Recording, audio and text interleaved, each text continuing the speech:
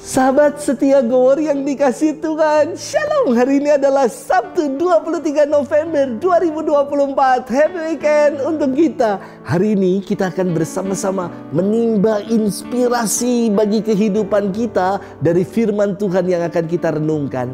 Firman Tuhan hari ini diambil dari Injil Lukas 20 ayat 27 sampai dengan 40. Mari kita siapkan hati kita. Haleluya, haleluya, haleluya. Juru selamat kita Yesus Kristus telah mematahkan kuasa maut dan mendatangkan hidup yang tidak dapat binasa.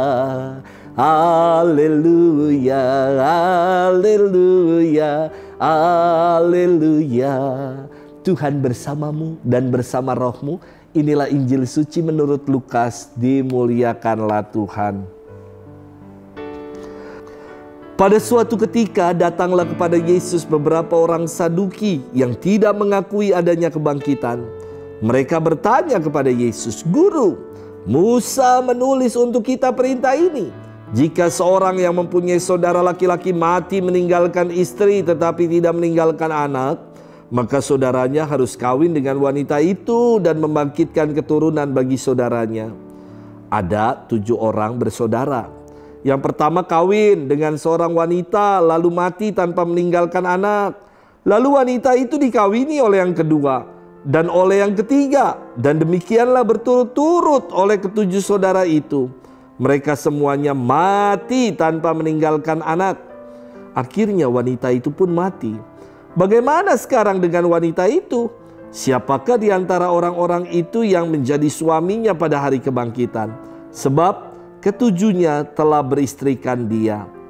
Berkatalah Yesus kepada mereka, "Orang dunia ini kawin dan dikawinkan, tetapi orang yang dianggap layak mendapat bagian dalam dunia yang lain itu, dan dalam kebangkitan dari antara orang mati tidak kawin dan tidak dikawinkan. Sebab mereka tidak dapat mati lagi. Mereka sama dengan malaikat-malaikat dan menjadi anak-anak Allah. Karena mereka telah dibangkitkan. Tentang bangkitnya orang-orang mati, Musa telah memberitahukannya dalam nas tentang semak duri, di mana Tuhan disebut Allah Abraham, Allah Ishak dan Allah Yakub. Ia bukanlah Allah orang mati, melainkan Allah orang hidup. Karena itu, di hadapan Dia semua orang hidup." Mendengar itu, beberapa ahli Taurat berkata, "Guru, jawabmu itu tepat sekali." Maka mereka tidak berani lagi menanyakan apa-apa kepada Yesus. Demikianlah sabda Tuhan, terpujilah Kristus. Sahabat setia Gowor yang dikasihi Tuhan, Shalom, salam sehat untuk kita semua. Saya bermenung ya begini. Kelahiran itu kan dalam bahasa Inggris disebut sebagai birth. Dan kematian itu disebut sebagai death. Saya bermenung dan bertanya-tanya kenapa kelahiran dalam bahasa Inggris birth dan kematian dalam bahasa Inggris disebut death. Kok hurufnya ada yang lompat, habis B langsung ke D. Kan mestinya dari B ke C. Kok abis birth lantas langsung death, B, D. Huruf C-nya kemana? Ternyata huruf C-nya tidak ditampilkan. Namun C ini sungguh-sungguh mengawal dan menyertai hidup kita. Dan huruf C itu adalah Christ atau Kristus sendiri. Dari birth, Kristus senantiasa memelihara, menjaga kita sampai dengan kita menuju hidup abadi. Sahabat setia Gowor yang dikasihi Tuhan, ada banyak pertanyaan dan pergumulan seputar kematian. Salah satunya adalah apa yang akan terjadi setelah hidup di dunia ini. Hari ini di dalam firman Tuhan, orang-orang Saduki, yakni para bangsawan yang berasal dari keluarga imam, bertanya kepada Yesus perihal kebangkitan orang mati. Padahal mereka adalah kelompok orang yang tidak percaya akan kebangkitan. Pertanyaan orang Saduki ini bercampur aduk dengan hidup sekarang. Maka mereka mengisahkan ada 7 orang suami beristrikan 1 orang perempuan yang sama.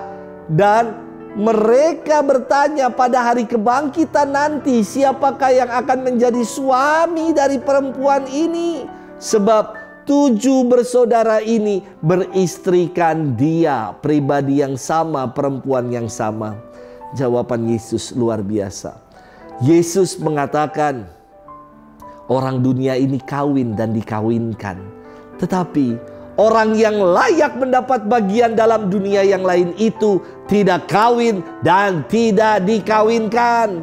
Sebab mereka tidak dapat mati lagi. Mereka sama dengan malaikat-malaikat dan menjadi anak-anak Allah karena mereka telah bangkit. Perkawinan diputus dengan kematian. Sementara orang yang sudah mati dan tidak akan mati lagi tidak kawin dan dikawinkan. Artinya apa? Bahwa kehidupan abadi bukan perkara duniawi, bukan perkara yang receh, tetapi sungguh perkara yang ilahi, sungguh-sungguh perkara surgawi. Bahwa kita diangkat menjadi seperti malaikat-malaikat Allah. Maka nggak ada lagi kawin-mawin di sana.